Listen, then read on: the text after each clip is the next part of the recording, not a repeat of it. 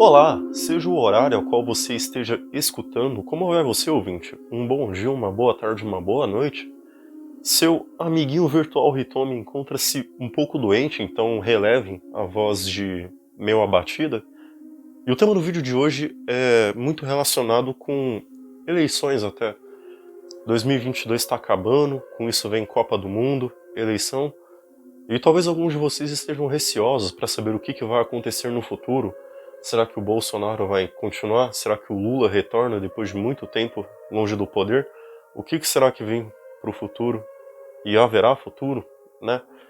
E o tema do vídeo de hoje pode parecer um pouco triste, né? Principalmente se você viu o título, você pode ficar um pouco deprimido, mas as coisas não são bem assim, né? Nem tudo é tão ruim quanto parece.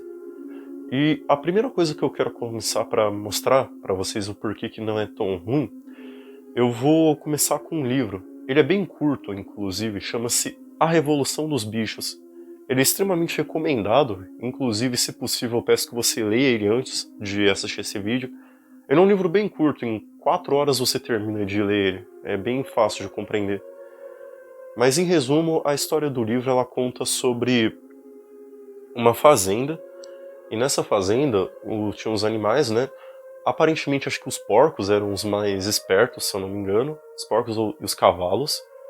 E um deles, quando estava próximo de morrer, ele teve como se fosse uma espécie de visão.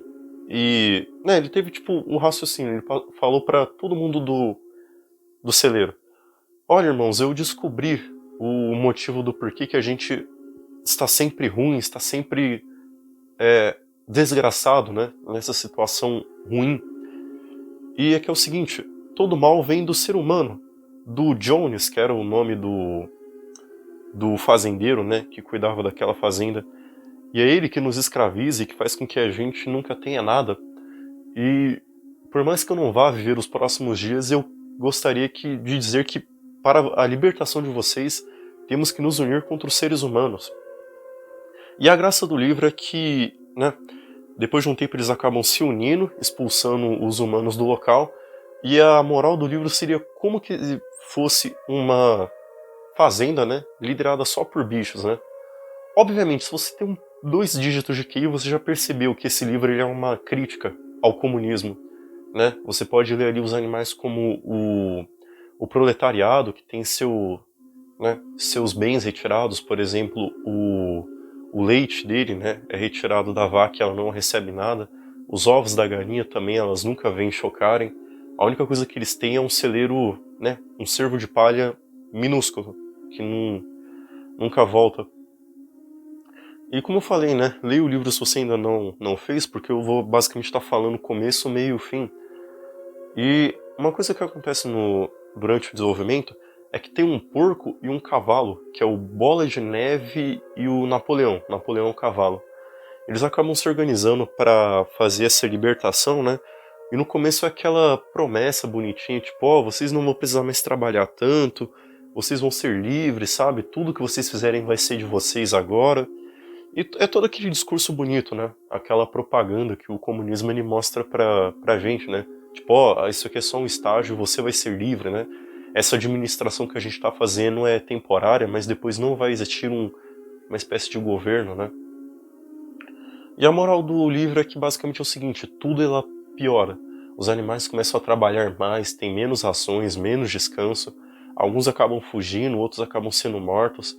As mentiras elas começam a tomar conta, né? Eles acabam imprimindo uma espécie de 7 mandamentos dos animais, e aquilo ali é toda hora é alterado, sabe?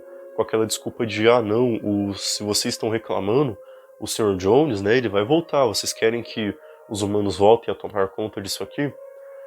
E cara, e no final, basicamente é o seguinte: a gestão, ela, enfim, a tirania e a opressão ela não acabou, entendeu? O Napoleão, que é o cavalo, ele acaba virando um novo dono da fazenda e mandando em tudo. E o pessoal que trabalhava, não tinha direito a nada, perdia tudo, continua assim, só que pior. E talvez isso pode ser uma boa alusão com o que acontece na maioria dos casos.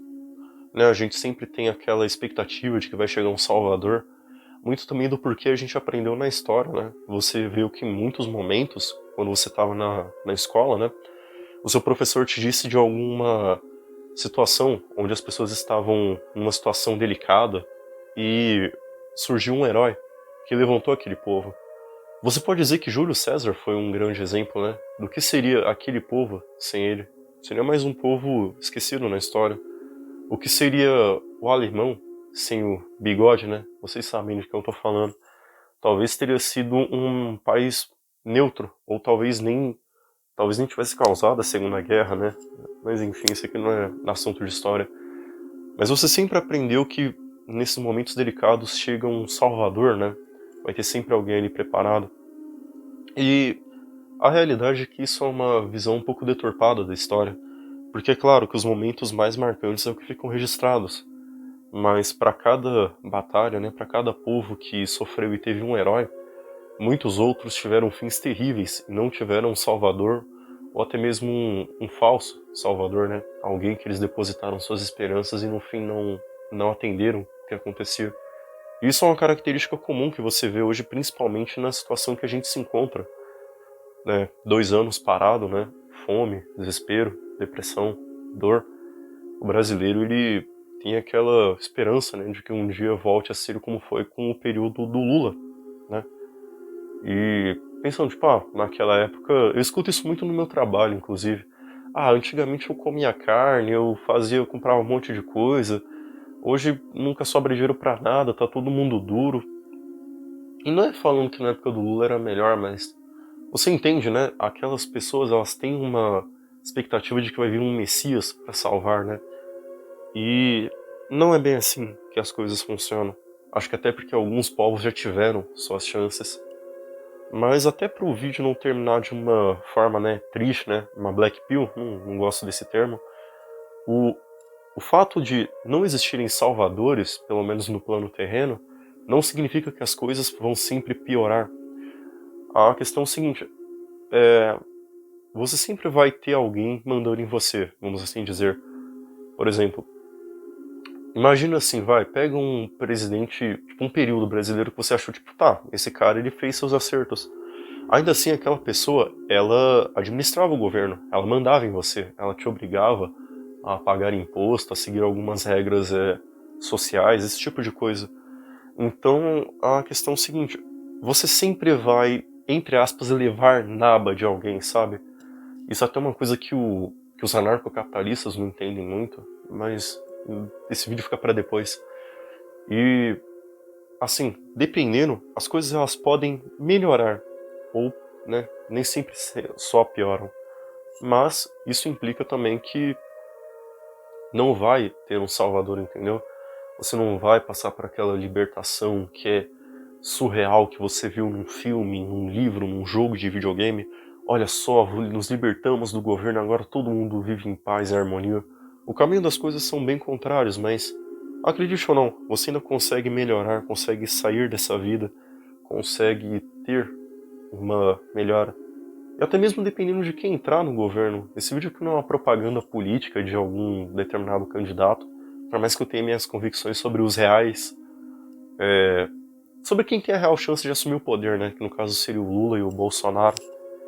Mas saiba que, indiferente a quem entrar, as coisas elas podem melhorar tanto para você, e até mesmo eles podem fazer algumas coisas que vão melhorar o seu estilo de vida.